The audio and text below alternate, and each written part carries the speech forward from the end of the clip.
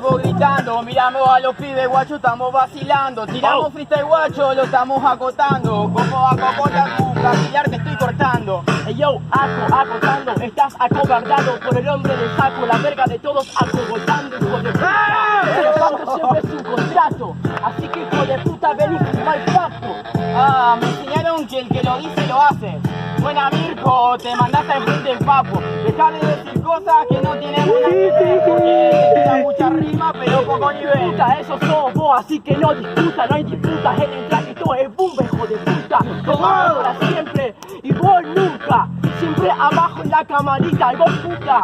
Otra vez con lo de la camarita, vos serás una lo que dijiste, no me interesa ni la ruta. Ruta debuta, debuta en su puta, pero dice muchas cosas a comparación de mis rimas y ey, no podés en el track, te voy a matar, dice que yo soy ruta puta, entonces ahí trabajás.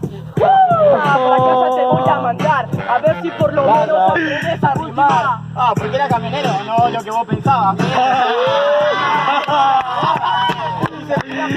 Y no pensaba de nada. Seguí así con tu pensamiento de